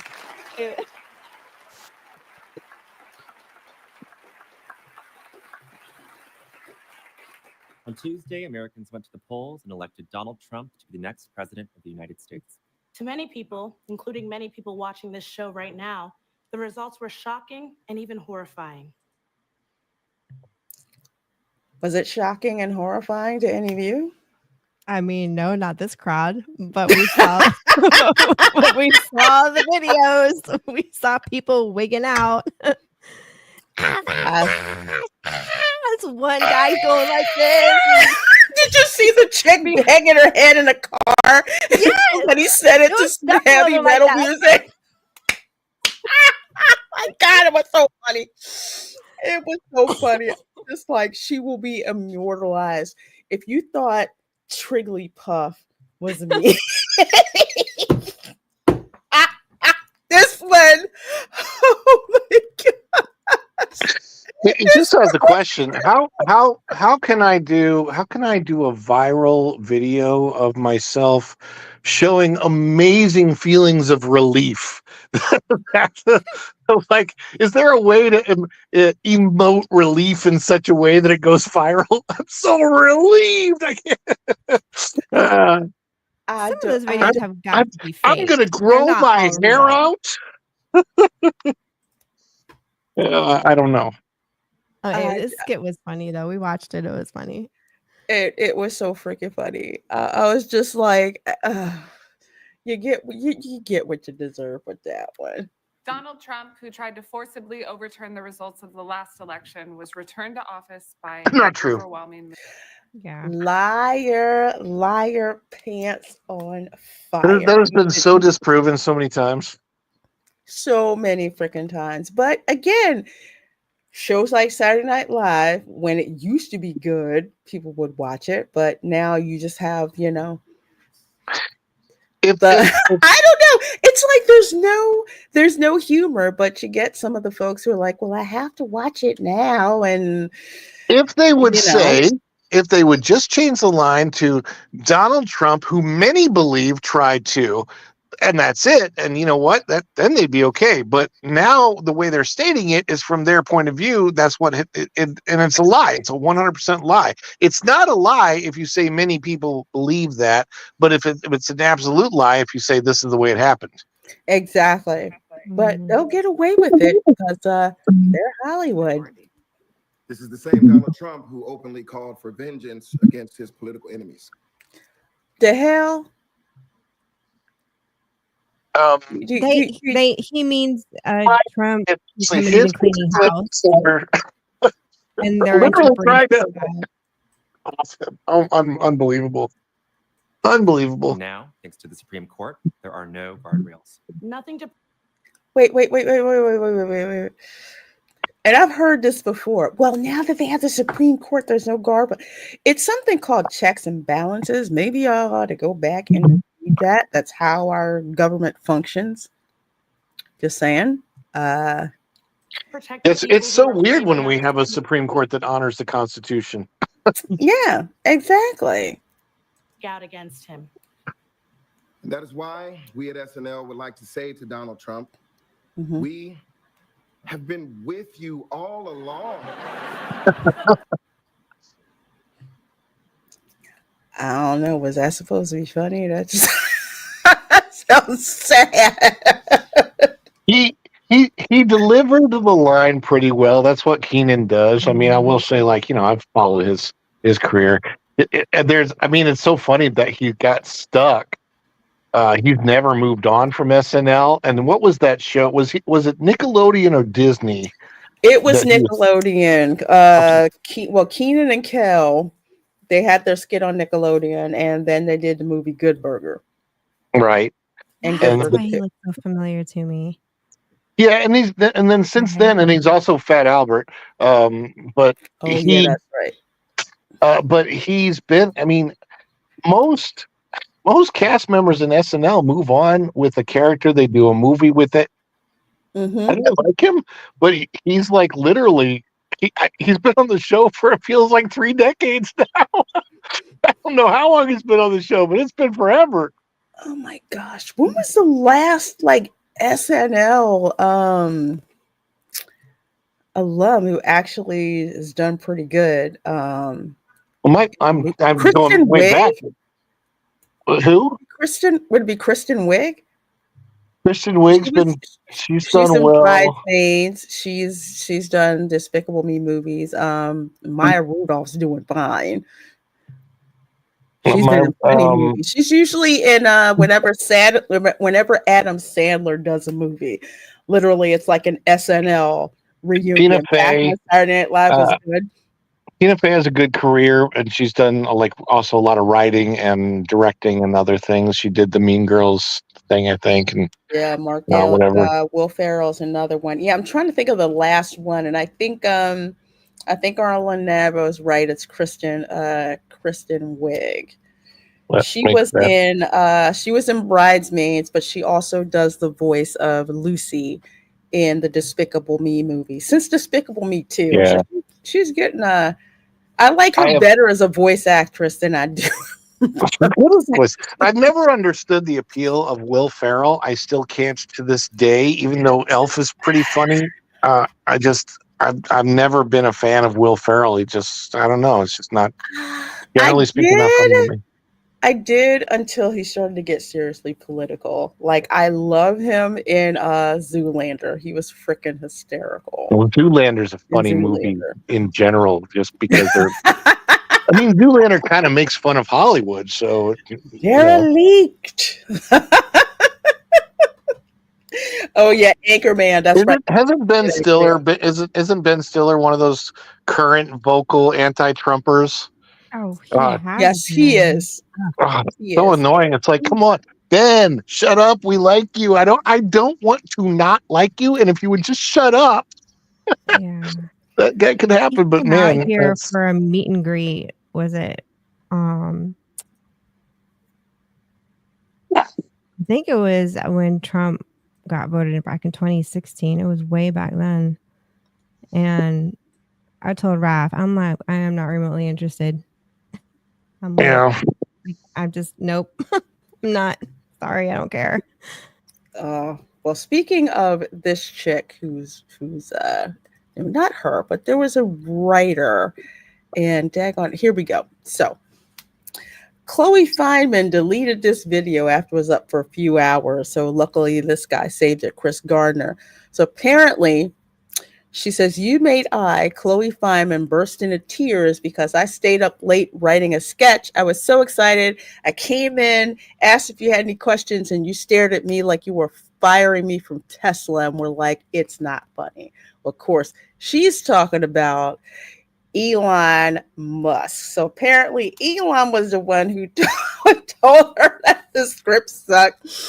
And he was just like, I was like, my damn SNL appearance is going to be so unbleeping funny. So he thought it sucked. So he's just like, you know what? I'm just going to make it so bad it'll make a crackhead sober. He literally said that. But this chick put up a TikTok of her upset because Elon didn't like her writing. This article about Elon Musk being like butthurt about SNL and his impression, but I'm like, you're clearly watching the show. Like, what are you talking about? And I'm like, you know what? I'm gonna come out and say at long last that I'm the cast member that he made cry, and he's the host that made someone cry. Maybe there's others, but I saw some articles and stuff, and I was like, I'm not gonna say anything. But I'm like, no, if you're gonna like go on your platform and be rude, like, guess what? You made Chloe Feynman, burst into tears because I stayed up all night writing this sketch. I was so excited. I came in, I asked if you had any questions, and you stared at me like you were firing me from Tesla and were like, it's not funny. I waited for you to be like, haha, JK. No, then you started pawing through my script, like flipping each page, being like, I didn't laugh once, not one time. Cut to the sketch made it on, and it was like fine, and I actually had a really good time, and I thought you were really funny in it, but you know, have a little manners here, sir. You know, two wrongs don't make a right, sweetheart. I mean, she's like pointing she's pointing 3 fingers at herself the whole time she's talking. Well, when you're young like that and you have these opportunities and you maybe have them quicker than you should have, you're very selfish. You don't really understand. A lot of these people, they don't understand even how self-absorbed they are, how into their own bubble, into their own world they are. And they got lucky because, and I will tell you this, like, I'm going to tell you, as somebody who's been around this whole entertainment business my whole life, there is so much of this BS that is just plain dumb luck. The right person saw you at the right time. And I can't tell you the number of people who audition incredibly well and then suck when you get them in front of the camera or on stage. Oh my gosh, it's so many. And that's tough because auditioning is really hard. It's just so funny. But when you get these opportunities, you don't realize like how truly lucky, how truly blessed you are, and you get this big head about yourself, and so you think, hey, I wrote this incredibly great, funny sketch.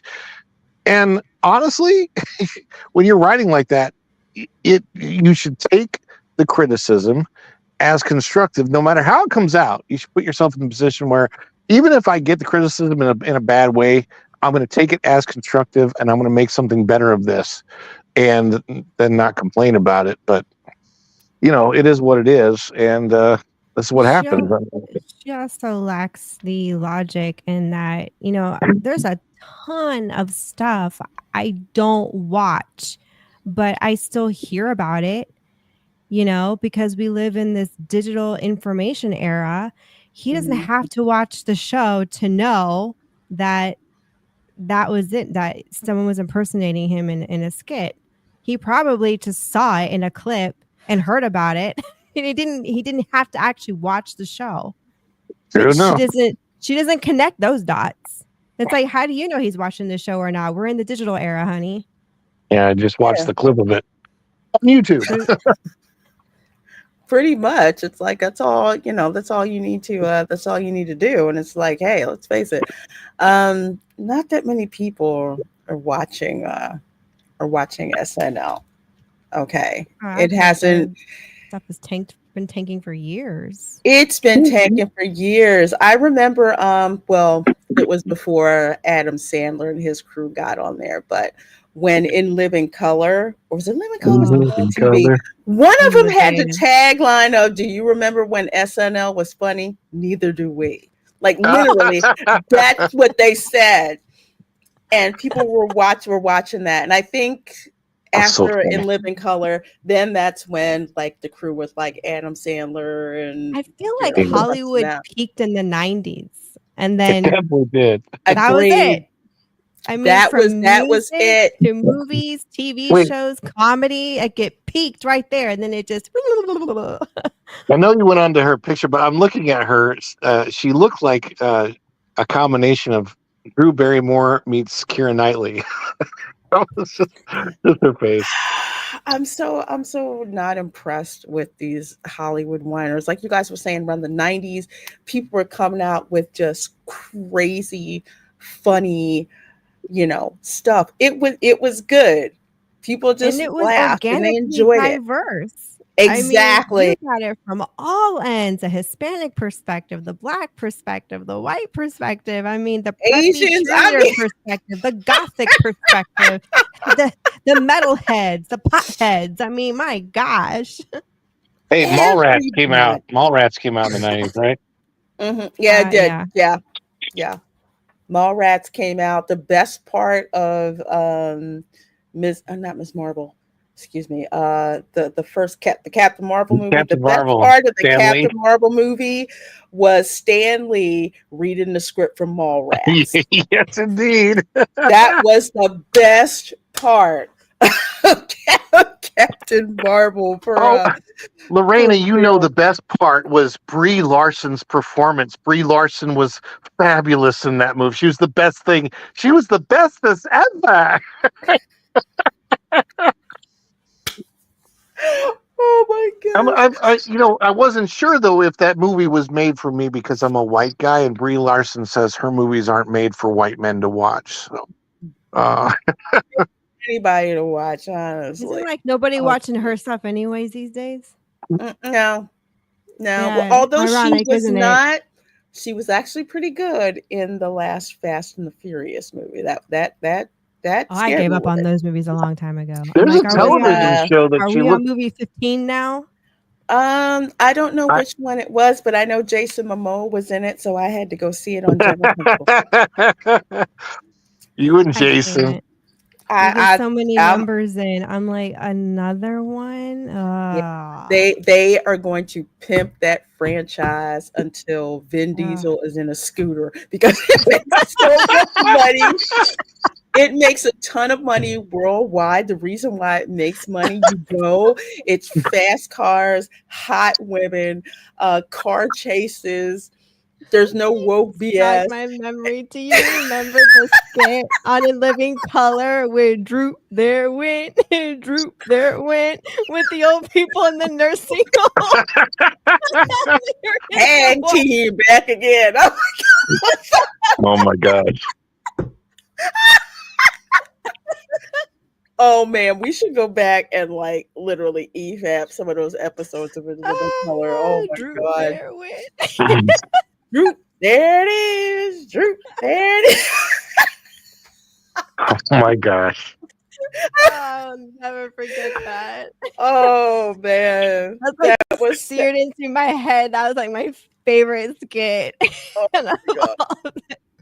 Oh my gosh. Oh man, that you know what? It was so much stuff that we just like to laugh at because it was good and they made fun of everybody. Nobody was off limits. Everyone, nobody was offended.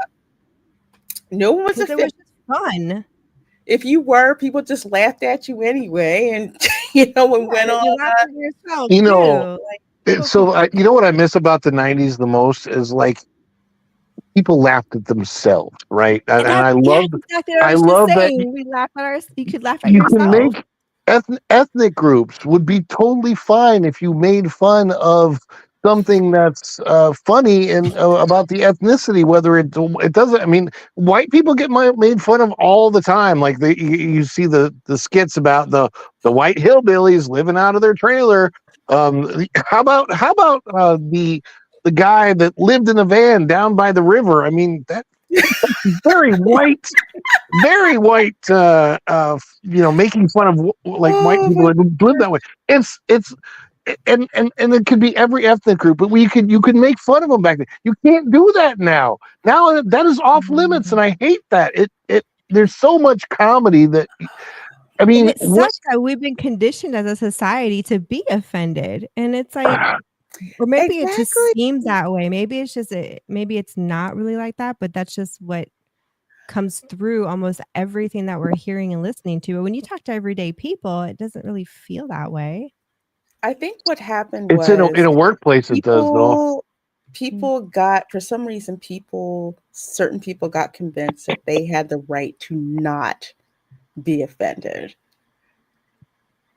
And for some reason, it all went, from there. It's like, no, you don't have the right to not be offended. Offense is something that you take.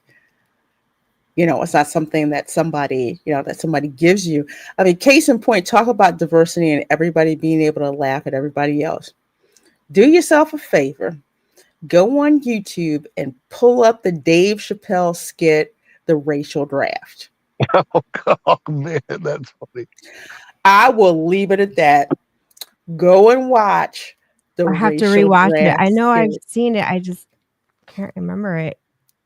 I love Dave Chappelle. I know I loved him in the 90s. Oh my that skit was oh my god. I can't ruin it. It's just so freaking funny. It's so funny. Let's just say the Asians traded Tiger Woods. Okay. They traded Tiger Woods for for Wu-Tang Crew. That's what they did. No, the Wu-Tang Clan. Oh my god. That's what they did. And Old Dirty Bastard changed his name to Old Dirty Chinese Restaurant. got this Yes, like he did. vague memory. It's been so long. Yes, Arlene, the Asians claimed The the Wu-Tang. Wu-Tang Clan. And they went through every name, the RZA, Captain. They went through the My gosh. I know I've Wu-Tang. seen that. I just can't recall it. I have to watch it again. It is so freaking funny. I'm gonna segue to the picture that's on the screen, and I'm really curious as to why, with that headline, why almost everything that we're seeing in the backdrop is from the MCU. Probably because I don't know who's that dude next to Shang-Chi and the 10 bracelets. I don't know who that is, but anyway, this is from the Rat Pro. Part of it's cut off because I am not paying for Rat Pro, but there's enough that's revealed that I really want to get you guys feedback from. And yes, the blacks and whites traded Tiger Woods. Oh my god! Oh my gosh! Wasn't Unbelievable. that a twofer? They got Colin Powell and Condoleezza.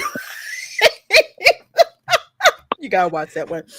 But anyway, from the Rat Pro, Hollywood braces for a woke backlash in wake of Trump's election. While a shift was already underway, especially among tentpole films, some see the potential for self-censorship, and apparently it took two Hollywood weirdos to write this article. Hollywood, overwhelmingly liberal, is weighing the potential backlash to its business of a second Donald Trump presidency and a right-leaning electorate. After many years of embracing left-wing values, diversity and inclusion in Marvel and Star Wars storylines, empowering women in superhero movies, and animated kids fare, Hollywood may find itself tipping rightward as the winds of change blow through the country. I didn't know back diversity. to the central center. Yeah. Back to, the center. Remember when Hollywood used to be like slightly left of center, but they weren't like pissing off half the country on purpose? Yeah. I mean, they really made the mistake when they started going after the kids. And I think everybody heard it loud and clear when whatever her name was from Disney, they put it on social media, whatever. And she said, and she was in charge of creating kids content. And she said, I'm just slapping gay on here and there and everywhere. And they were just so happy when I came out with my not so secret gay agenda. And it's my job to make everything 50% queer content. And I'm like, okay, in reality, first of all, society is like less than 2%, but you're talking about kids content and you're talking about aiming bedroom issues into kids content where that does not belong, period. And she kind of pissed off a bunch of gay people when she did that too. So, yeah. And what cracks me up here is this assumption that diversity and inclusion, empowering women in superhero movies and animated kids fare, like that's just a left-wing thing. And that is not correct. Also not new. Not new at all. Exactly. Not new at all. As for quote unquote empowering women, I'll say an animated kids fare. I'll give you a big throwback. Remember the cartoon Kim Possible? Yes. Oh, I love that show. Mm-hmm. You had a female lead character, and the show was freaking hilarious. And it didn't throw men how about under the Rainbow bus. Bright? How about Strawberry Shortcake? How about the Pussycat Dolls? How about, you can go back to the 70s and you still have female leads in cartoons. I mean, you mean Josie Barbie and the Pussycats, Rockers, right? Jem and the Holograms. Josie and the Pussycat. Holograms. You had even G.I. Joe. Jem was truly outrageous. Truly outrageous. Truly outrageous. I mean, that's just stupid. You want to know who the boss of all women in cartoons was? It was Smurfette. I mean, that's true. You know, she had. She's like, I'm the only chick here, guys, dude. Well,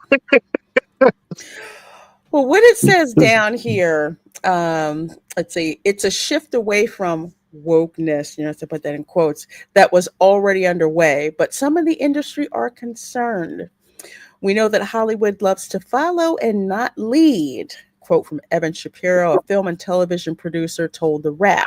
It's very likely you'll see more of Jake Paul and more of Joe Rogan, more of Zachary Levi, and more of Roseanne Barr. Don't threaten me with a good time. Man. Huh. Shift away from wokeness. I was already underway. That's really debatable. Yeah. I mean, yeah, I guess you could say there's been a lot of talk, but at the same time, it's still there. It takes a long time too when you think about the writing, the production of a movie. I mean, you're talking about from creation to development to actually getting in front of an audience. Sometimes is a 5-year or longer period. Yeah. So the things that we're seeing, coming out now, all that quote unquote wokeness was really happening in 2017, 18, 19, and it's just reached us now. And television shows are on top of it a lot more, quicker than movies. But it's interesting. Like even on the low budget films that I was in, it was very interesting for me to have the experience of that, because I know how long it takes from it. Like even on the shooting end of things, didn't take very long, but the production had to come back after our initial shooting. I had to do reshoots 6 months later, and then the movie finally came out. A year after that. It's wild, and I mean this is a low budget film, so I imagine the high budget films, it's a lot crazier than that. So it's very interesting how long this stuff takes. So who knows what is in the writing now and what will come out 3-4 years from now, based on what's happening in our society. We've seen things kind of start to trickle out. Like I'll go back to Joker, say what you want. That was actually a pretty darn good movie. You have the likes of Megan, Beetlejuice, Twisters with an S. That was actually a good movie. No agenda in it. As a matter of fact, Hollywood got pissed talking about how come there's no climate change stuff in it. And the director was because I didn't want that to be the focus. That's never that was smart of the Twisters film. So not meant to be political. Exactly. It didn't need to be. And it was about the human story, about preventing any further loss of human life. So you had Twisters, you had Despicable Me 4 made tons of money. Super Mario movie made money. Sonic 3 is gonna Sound of Freedom, that one that Disney tried to, Oppenheimer was another one. Sound of Freedom is a great movie, by the way. Which one?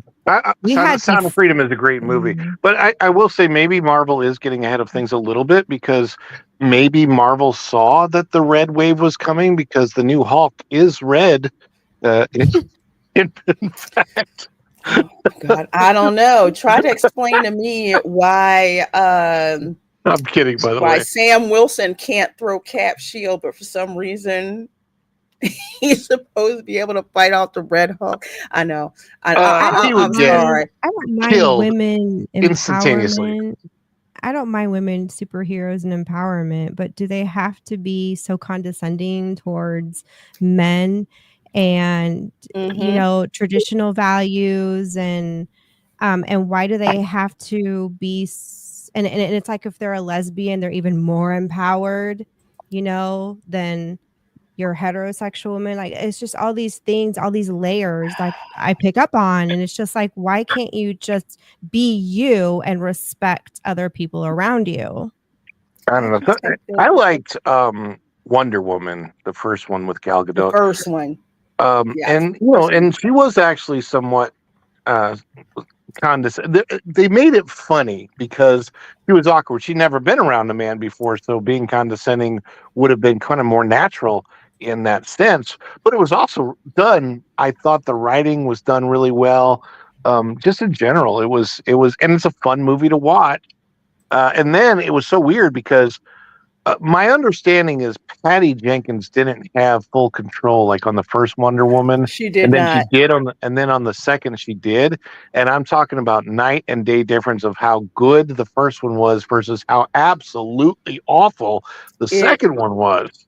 It was horrible. It was so bad. The best part was the post-credit scene, honestly. Yeah, I mean, but you, as a fan, you hate that because when expectations have been built up based on how that first movie was, I wanted to see something good come out of Wonder Woman the next time around, and it was like, man, this is crap. I mean, why is it like super, super, super crap? It was like awful. They let Patty Jenkins write the film. That's the thing. They let her write it. Bad writing. And it was awful. And a lot of the audiences wound up, good percentage of the audience wound up rejecting it. But to bring it back to the other point, I believe you're right. It is going to take time for these extremely activist entertainment movies, because woke kind of gets overused and the term bastardized, flushed out of the system.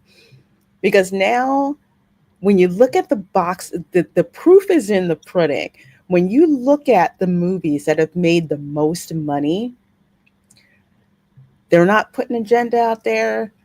They're showing you a good time. The family films are like family films. For example, Migration, which I still think Universal undersold that. That movie was so darn funny. I loved it. I watched that so many times. It was such a fun family film. That Despicable Me 4, yeah, it was the fourth one, but it made a ton of freaking money because they know their audience. Spellbound, that's coming out the 22nd, and I'm gonna have a member watch party for that.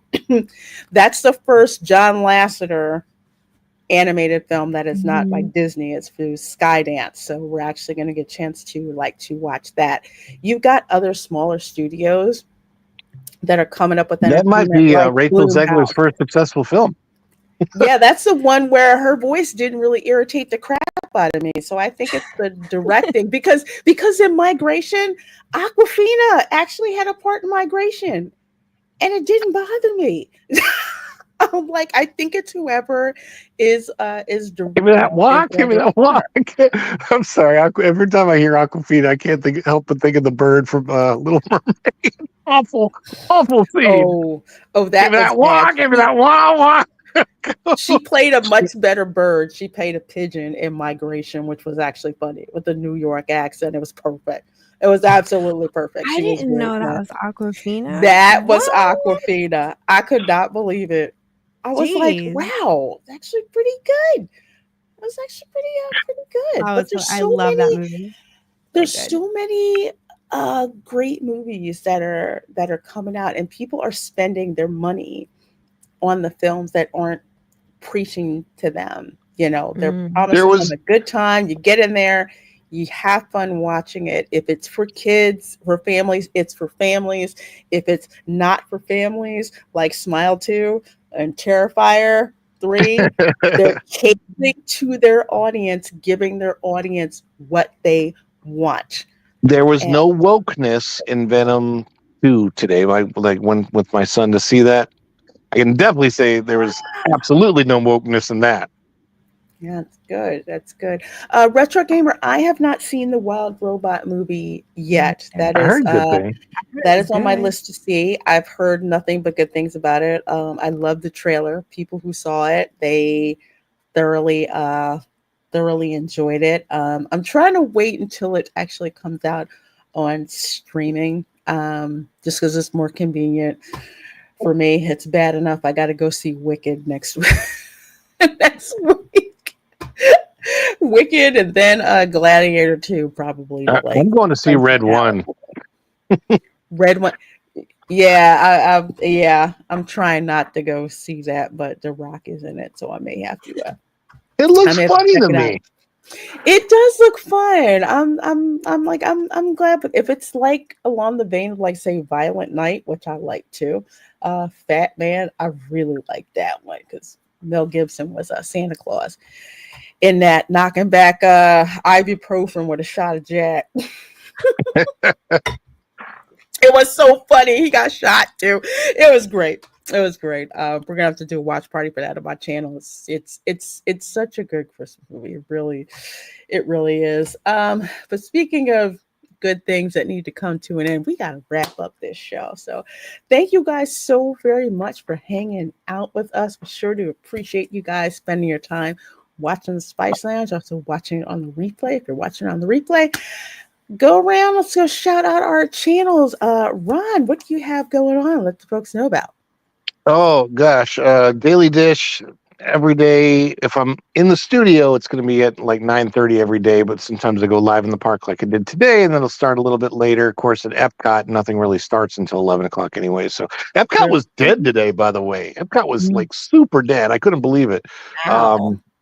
But yeah, I mean, like when you can go into Club Cool and like walk right up and get your drink with, like that's when you know it's dead, right? That's, oh, and I ran into Star Lord.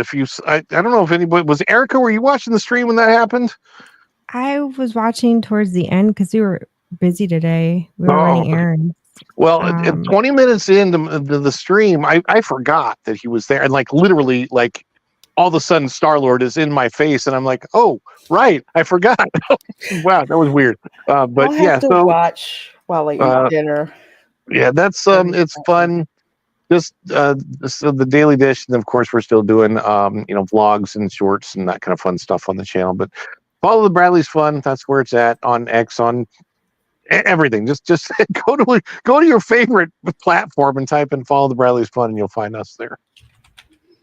All right. Well, folks, you can subscribe to Ron if you have not. If you haven't, what are you waiting for? His details are in the description box of this live stream. But Erica, what do you have going on, and where can people find you? Oh, you can find us at Erica-Raff on YouTube, and I just loaded 2 videos this week. One of our Halloween night, and that got a lot of hits very quickly. So okay. All right. It's the weird feeling. And then I loaded our second video, which is the last video in the Halloween series, and that's how I built my animatronic bride and Madame Leota build. And I've got Christmas stuff already in the pipeline, so I have to edit a video already on Christmas decorations out here.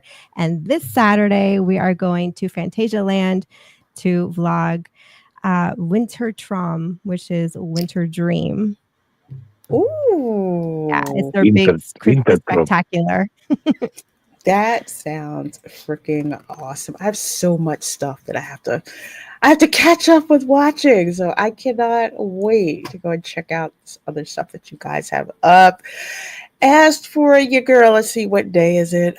Let's see, it's a Tuesday. Oh, I feel. I have to think about it. I'm like, what day is it? A Tuesday? Actually, Friday, I will be streaming live from the Magic Kingdom. We're going to do the same thing we did on Monday. Stay in the Magic Kingdom until we get kicked out because of the Christmas party. But before we get kicked out, we're going to check out that show at the castle. Going to see if the Contemporaries frozen hot chocolate machine is working, because it wasn't working when we went Monday, and I was quite upset because I wanted my frozen hot chocolate with rum in it. I was And disappointed. I was like, "Aw, it's not working." It's like, daggone it. That's what I came over here for. So we'll go over there and do that on Friday. And Saturday, of course, we have got the Resort Recon live show, of course, including Erica and Ron and Theme Park Casual and Berry Place, if they can join us as well. We're going to be talking about, of course, all that new video and the new commercials that Universal is releasing for Epic Universe. We're going to get to check that out. Footage of the Donkey Kong coaster. Going to be talking about some Disney news, including, let's see, CEO search. Looks like they're actually looking at someone from EA. I can't believe they're freaking doing that. Oh God, no, please. Some footage of the parade, and turns out Alfonso Ribeiro wound up twisting his ankle the second day, but I caught him the first day in my live stream. I caught him. I saw that. I was watching. So we're going to have fun talking about that on Saturday. Also breaking down what happened from a parks perspective from D23 out in Brazil. It turns out that, Josh still doesn't have the guts to tell folks where Monsters, Inc. ride is going to go. And I think it's still going to replace the Muppets. So we're going to talk about that on Saturday. And of course, welcome to Florida on Sunday. I've got my schedule out on X. You guys can check that out. As always, thank you guys so very much for supporting the show, supporting the channel. Please do support all my fellow panelists up here. Oh, and before I forget, because you guys have been awesome with either using my affiliate code or using my my discount code, which if you use my discount code Reina Creole all together, you will get I used it 15%. I'm so happy. I saw it. I thought, thank you. I will get 15%. You get 15% off your order. I get 10% commission. The Magic Candle Company, I've been using them for about 2 years. They have scents that remind you of the parks. They're a local company. I always emphasize this. They're local here in Orlando. They do white labeling for SeaWorld. The candles you'll see in Universal. They're also from Magic Candle Company. Oh my gosh. This smells like a cinnamon broom. This is Hocus Pocus. They've got scents that smell like Pirates of the Caribbean and Splash Mountain. And I get the subscription every month of all the different 4 selected scents. And my favorite in here has got to be Autumn on Main Street. I can't wait to get mine. Oh my gosh, I love Autumn on Main Street. I love it. And here I've got Pumpkin Mouse Tacos. Do they have a Utilidor scent? Like if you want to scare people off, like so wrong. I think it worked great for Halloween. You know what? Smell, right? You know what? Yeah, you should get the scent Terror, which reminds me of Tower of Terror. It's got that like creepy building smell. Ooh. It does. I'm not kidding. It does. I love it. It's up there with Haunted, although Haunted has more of like a... It's kind of sweet, the Haunted smell. Yeah. The Haunted. It's got a little bit of a sweet smell to it. Like sweet, cedary kind of smell, and Terror has kind of more like a patchouli furnace kind of smell to it. It's hard to describe, but it's funny. Pirate smells like, bromine and rum in a way. Right. It kind of does. And Amanda says, "Ooh, yes, I ordered Autumn on Main Street plus 4 others. Can't wait for them to come in." Oh, well, thank you. Yeah. You will. Mine should be here this week. Sometime this week, they should be here. Ooh, good. So you guys have to let me know how you They need they need, I don't know if they have it, but they need the caramel kush scent for when you walk in the... Oh my gosh, I walked in that store in Germany today, and I'm like, the caramel corn smell when you first walk. Oh my gosh, it's so good. Can I just say something about caramel in Germany? So you go to the German Pavilion at Epcot, and you think caramel is just this huge thing in Germany, and it's not. Like it's not. I'm telling you. I don't care if it's fake here. I can't even order caramel in bulk, like the bars, to melt to make stuff with. I was really surprised living here. I'm like, I thought caramel was like a big, huge thing. Nope. I'll tell you what the big thing is here, and that's chocolate and the gummies, the gummy candy. Oh my gosh, you see gummy that bears. everywhere. Gummy bears, gummy cherries, gummy in every shape you could think of, even shapes that, I are a bought little so much of questionable. those darn gummy bears. They had like a They have adult 5-pound gummies, bag. huh? Is that what you're saying? No, No. they have gummies that could be interpreted that way, but they're not. I'll actually send you a pack just for shits and giggles. Monorail at 10 p.m. in July City. Oh my God, that's so bad. It's so bad. Oh, More hey, like Nita. what? Oh, that smell. Monorail at 10 p.m. in July. I know that smell. Oh, God. Yeah. Pit. That pits and ass and full diapers. If you're lucky, you might get a hint of weed at the same. Oh, yeah. You can get that too. You know that smell. Yeah, Nita, the Hodge twins. Oh my gosh. I love can't those watch guys. them when I'm drinking anything because they are so country. Literally, if you want to know what my country relatives sound like, it's the Hodge twins. I kid you not. Everything down to the mannerisms and all of that. Literally. It must have never been a dull moment in that house with their mother. Could you imagine No. being their mom? Oh my gosh. Poor woman. Damn good show. Damn good show. Damn. Oh my God, it killed me. Oh, but yeah, if you guys want recommendations about what scents to get, I think I'm gonna wait until Erica gets I'm gonna do an hers, and maybe- unboxing and smell because I got 4 different holiday scents. Yeah. Yes.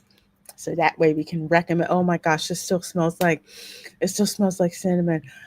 Oh my gosh. Okay, I love the room sprays. Anyway. You guys have an amazing rest of your day, evening, wherever you are. Make sure you subscribe to my friends here up on the panel. And we, of course, will see you next time. Bye. Bye.